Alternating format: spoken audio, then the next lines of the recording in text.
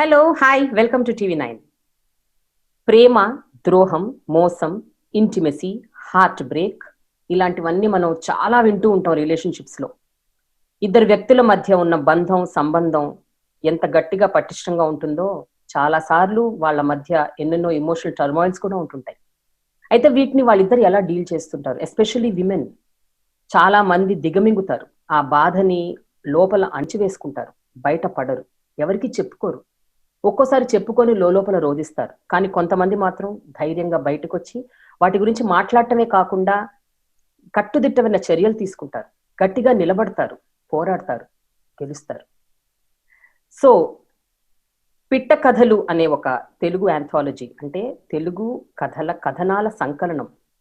ఈ 4 కథల సంకలనం పిట్ట కథలని ఫిబ్రవరి 19న నెట్ఫ్లిక్స్ ద్వారా మనకు అందించబోతున్నారు ఈ నలుగురు దర్శకులు. So today I have with me these 4 directors and I'm going to talk to them about all these things అన్నమాట. వాళ్ళు ఎవరంటే నాగశ్విన్, తరుణ్ భాస్కర్, నందిని రెడ్డి అండ్ సంకల్ప్. వీళ్ళ నలుగురు ఈ 4 కథల ద్వారా అసలు ఏం చెప్పదలుచుకున్నారు, ఏం చెప్పాలనుకున్నారు, ఏం చెప్పారు?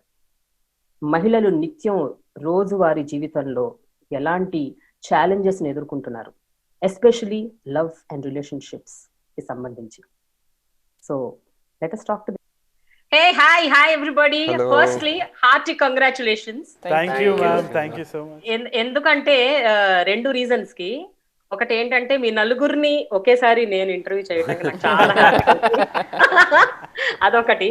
రెండోది ఏంటంటే మనం మల్టీ స్టారర్స్ గురించి విన్నాం, మల్టీ ప్రొడ్యూసర్స్ గురించి విన్నాం, ఇలా మల్టీ డైరెక్టర్స్ అన్నది అసలు ఈ మధ్య కాలంలో ఐ థింక్ కోవిడ్ పుణ్యమా అని చాలా మంచి మంచి కొత్త కొత్త ధోరణులు మొదలైనాయి. It is very welcoming and very nice I think.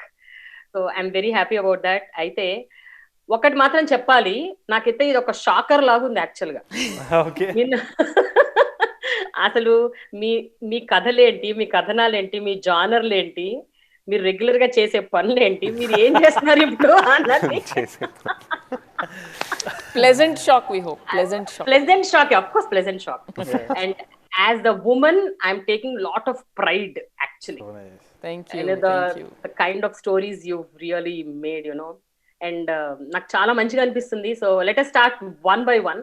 First and foremost నాకు ఎక్కువ షాకింగ్ గా అనిపించింది నాగశ్విన్. నాగి మహానటి తీసావు నాగి. తర్వాత ఎక్స్ లైఫ్ అంట. అసలు first ex life X file అనేసి నేను ఒకసారి 2 సార్లు కళ్ళు మీద ఇట్లా చేటి చూశాను అనమాట.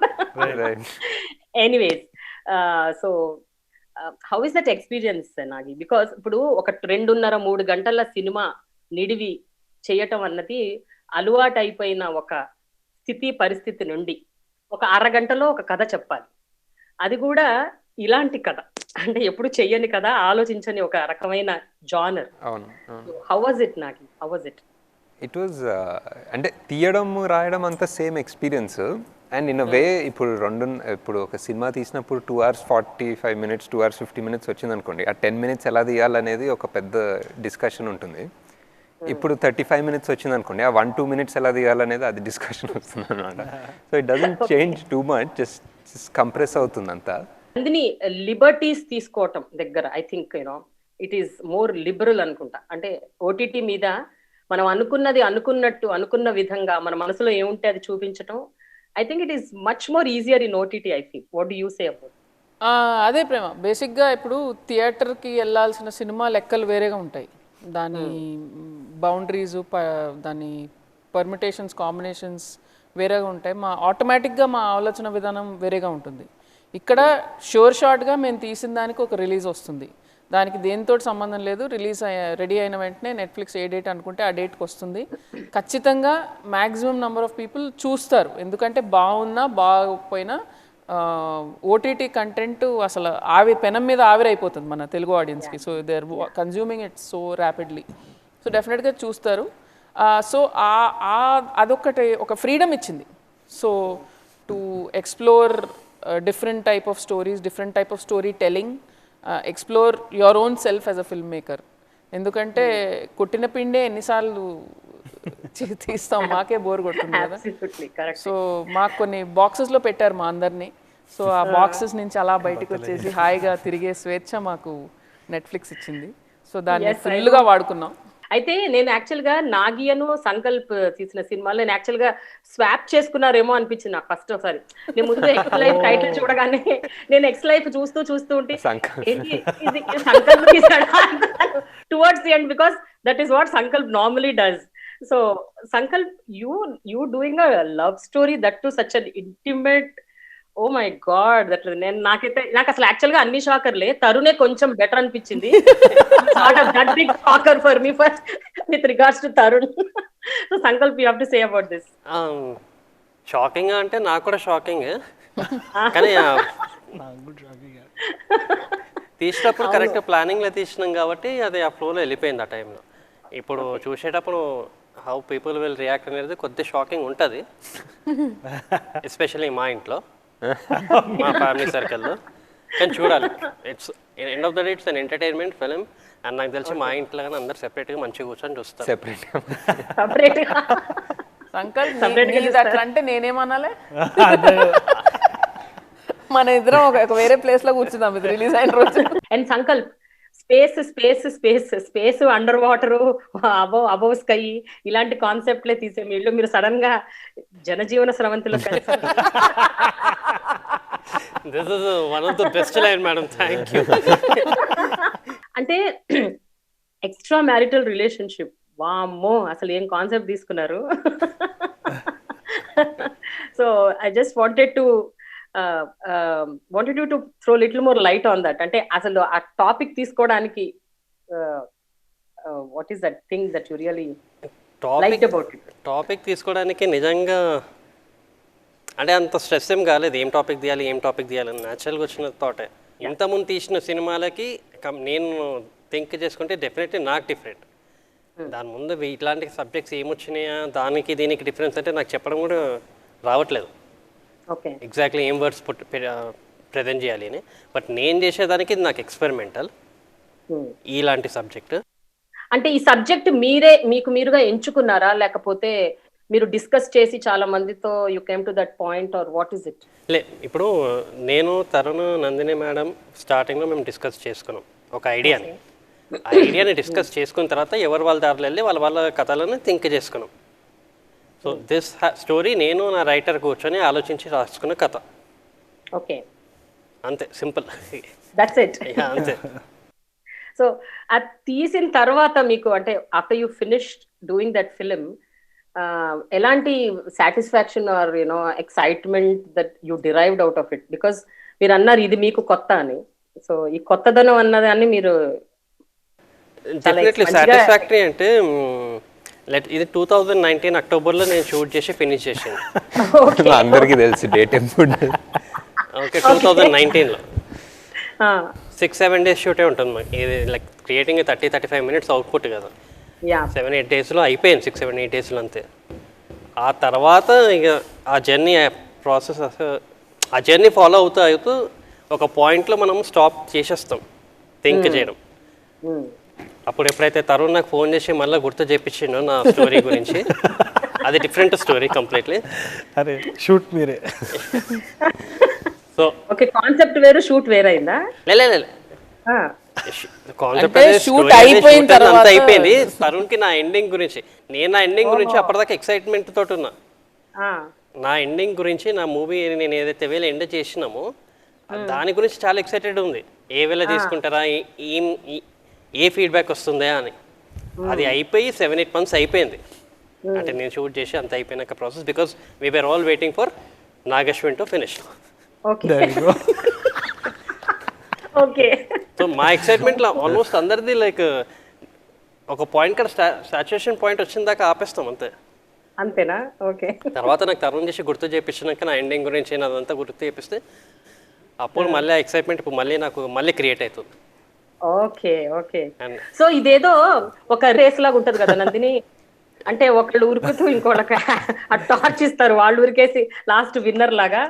నలుగురు కలిసి మీకు ఒక వాట్సాప్ గ్రూప్ ఉందా? మనం ఇప్పుడు ఏమనుకుంటున్నాం, మనం ఇప్పుడు ఏం చేద్దాం, ఏం పెడదాం? వాట్సాప్ గ్రూపులు చాలా ఉన్నాయి, కానీ అంత డిస్కషన్ ఏం జరగలేదు. మేము తరుణ్ ఇంట్లో కలిసి ఫస్ట్ మాట్లాడుకున్నాం. అదే 2019 సెప్టెంబర్లో. Why you fixed on that date? So October దాని తర్వాత Sankalp finished his shoot, then I finished, then Tarun, and then Nagi start చేద్దాం అనుకునే టైంకి సడన్ గా కోవిడ్ స్టార్ట్ అయిపోయింది. అయ్యా మరి ఎప్పుడు నాకు మొత్తం కోవిడ్ లోనే చేసేదారా?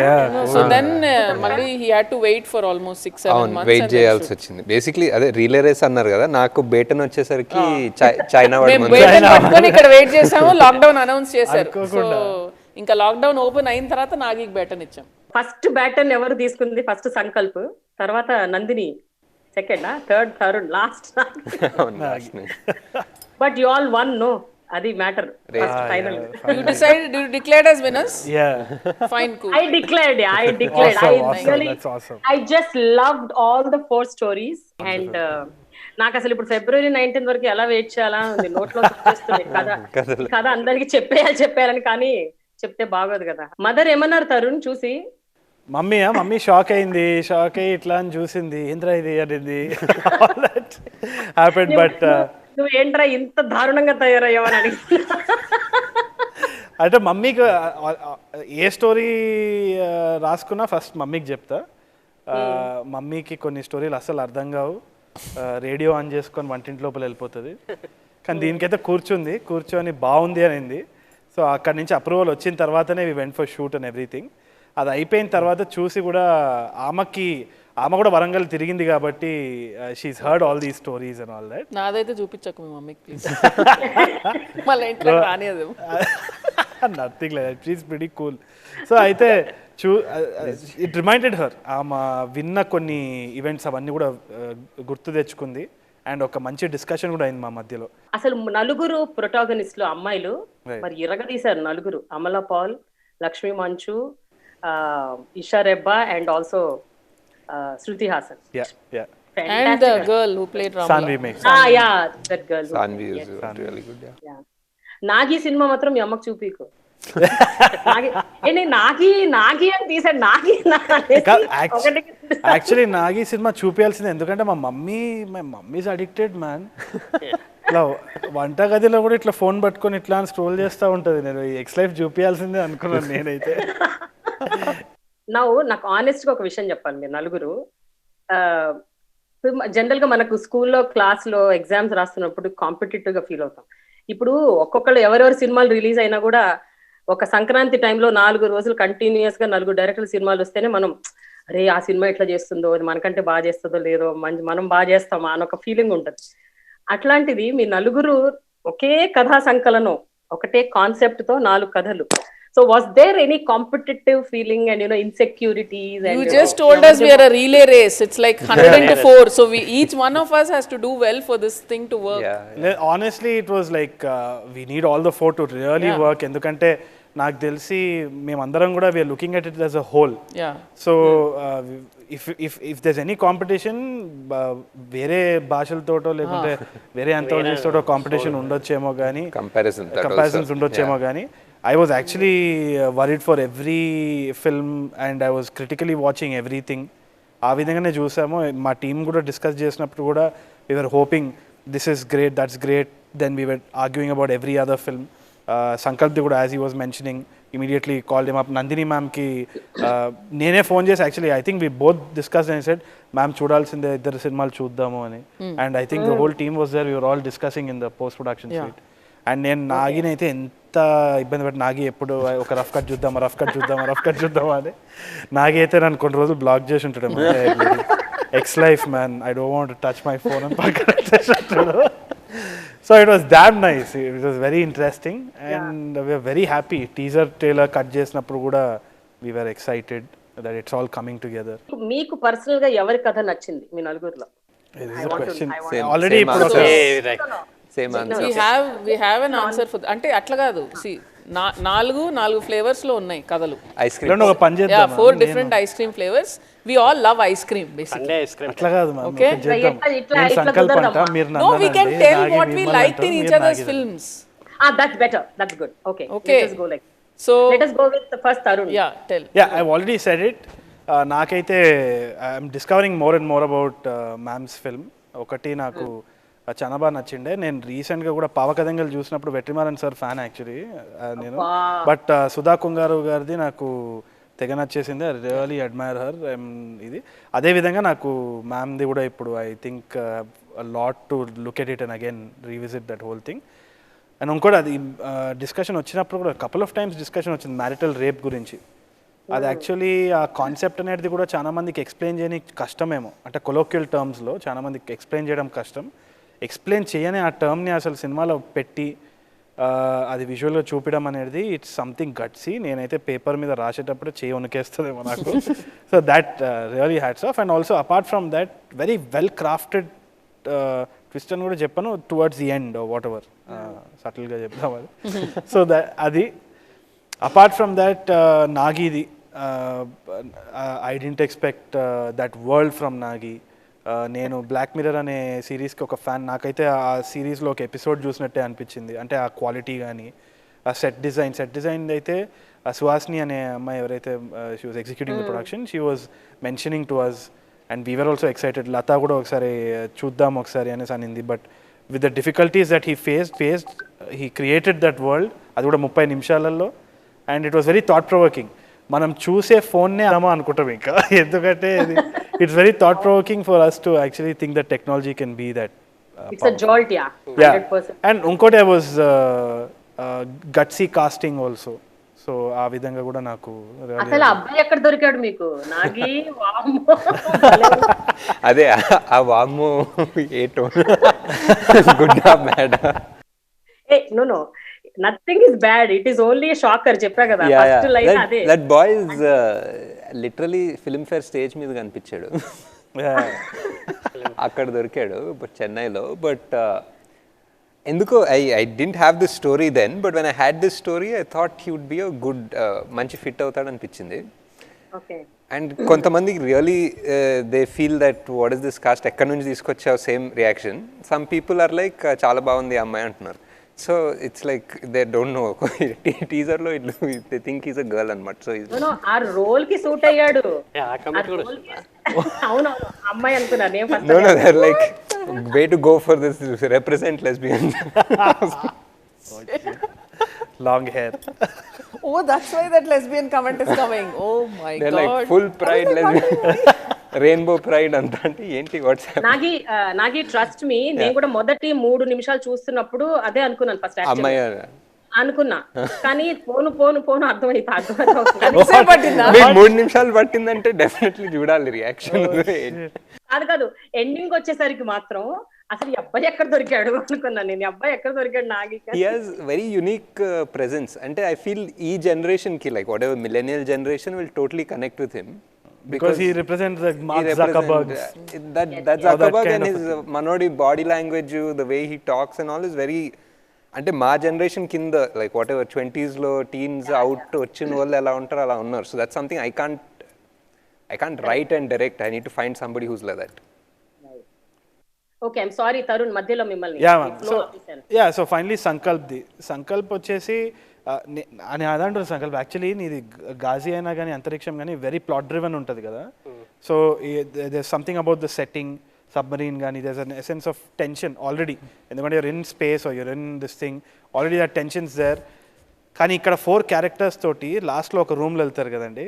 So I don't want to be in that room. It was a tension filled room. So అక్కడ దగ్గర రావడం అనేది I was very very proud that Sankalp could completely cut off from that and do this. నేనైతే ఈ Sankalp story last చూసాను, మీ ముగ్గురిది చూసిన తర్వాత చూసేసి ఇలా నేను ఐ వాజ్ యాక్చువల్లీ అప్పటికల్లా నేను మొత్తం అన్ని ఫినిష్ చేసేసి నేను ఇలా పడుకొని అలా చూస్తూ ఉన్నాను. పక్కన లేచి కూర్చున్నాను లాస్ట్ సీన్ వచ్చేసరికి. లేచి కూర్చొని ఏం జరుగుతుంది అని అనుకున్నా. ఎగ్జాక్ట్లీ. సో అట్లా అంటే సంకల్ప్ గాలి మీద తీసాడు, నీరు మీద తీసాడు, అంటే భూమి మీదకి వచ్చేసాడు. భూమి పంచభూతాలు 3 అయిపోయినాయి, సంకల్ప్ ఇంకో 2 ఉన్నాయి. అంతే మనం ట్రై చేస్తా.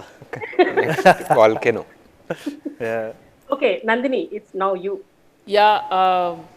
So Tarun's I said it like ఇదొక చిన్న incident.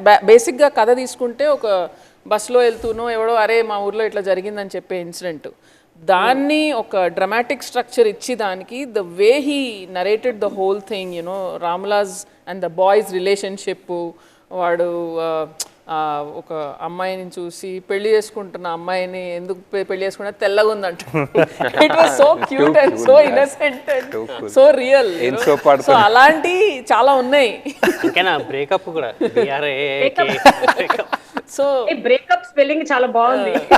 So there are a lot of things that in Tarun's film that will make you laugh, will make you smile, but at the same time badman padtadi mukham meeda, it will jolt you like that. So it's a fantastic mix and I love the way he shot it and the music anta ante oka mottam anta ala kulikki ochindi mottam. It was a beautiful blend of everything which was very Tarun Bhaskar and unlike Tarun Bhaskar also. That you know, there was some of the old Tarun and some of one completely different aspect of Tarun, which was so nice to see. I really loved that. Nagi is mana Sanjay Leela Bhansali in futuristic age. Ante memu oka aggipullanu oka aggipullalaga chuste Nagi kadu oka 100 అడుగులు దాని పైన ఒక అగ్నిగుండం లాగా కనపడుతుంది. So నాగికి OTT అయినా cinema అయినా అంతే పెద్దగా కనపడుతుంది. సో అది కానీ అది ఎంత పెద్దగా ఉన్నా ఎంత మెగ్నిఫిసెంట్గా ఉన్నా కూడా they will be a soul and a heart. అంటే that is the root of his story telling always and that is always phenomenal with Nagi. And Sankalp, like Tarun had said, it's always been very theme and plot driven. He left all his things, all his resources, and he just ran barefoot literally. And he created, you know, that whole, if you look at it in a way, if you throw humor into that whole story of Sankalp, it will becomes very Woody Allen-ish, you know. But he, without that humor, it just took one completely different conjuncture. And the way it ends, like you said, everybody's going to sit up in their bed like what?